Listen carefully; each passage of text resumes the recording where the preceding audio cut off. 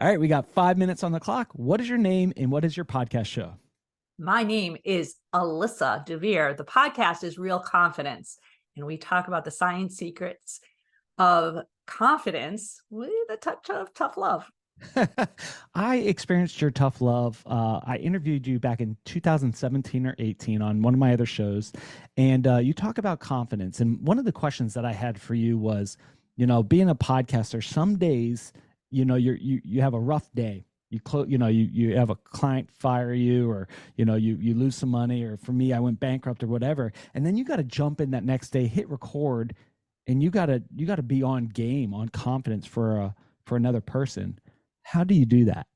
Well, first of all, it's not limited to podcasters, let's be honest, right? But you don't have to be on game. You get to choose to be on game, right? And if you are going to be a podcast host and you want to make not just a business out of it, but have an impact, have people listen, you should make the choice to be confident, right? Because confidence is attractive. It is empowering. And the best way to get it, Josh, is actually to give it to somebody else.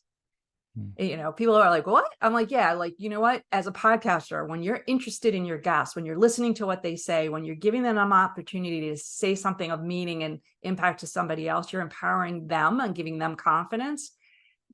Realize that that's a superpower as a podcaster you have. Yeah, man, so good.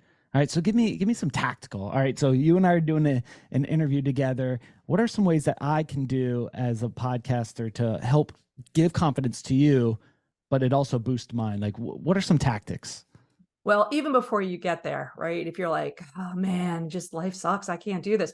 Go back and look at some of the comments or some of the emails or other messages you've gotten from past podcasters. Go remind yourself that you are awesome at this, right? Get that neuro engine transmitting good, positive dopamine. Like, yes, I'm good at this. I can do this, right? That's first and foremost. Don't even sit down and expect that it's going to happen when you sit down at the mic. So get jazzed for it. Give yourself a little warm up, just like you would if you were an athlete, right?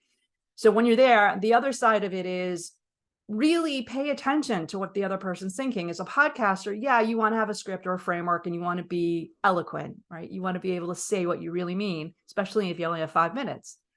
But if you don't pay attention to your guests, there's not going to be that connection. There's not going to be that exchange of confidence. So you got to pay attention. And I Wow. guess the last thing is roll with it, right? You can't control what other people are going to say. So just be a little bit more flexible, a little more agile and roll with it. Have a bit of a sense of humor. Don't take yourself so seriously, but at the same time, follow your guests. Let them lead a little bit. Give up some of that control. It can actually lead you to even a better place than when you started, of course. Yeah. What great advice. I was doing a podcast interview and I had a really bad day. And before the interview, the person's like, hey man, how are you? And I go, I'm really crappy. And they're like, cool, let's talk about it. Because they were a coach and it was for my show for men. So on the podcast show, like the person who I was interviewing was a coach and they stepped into their zone and they came alive. But that all came from me going, life sucks right now. But I was vulnerable and transparent. So like, as you're doing this, what are some of the things that you do to show vulnerability? Because confidence sometimes appears like I'm okay, everything is great. How do you be confident and vulnerable and transparent? How do you do that? Oh gosh, you're not giving me a lot of time to answer that fully. So I 30 guess the seconds, short, go. yeah, right, 30 seconds.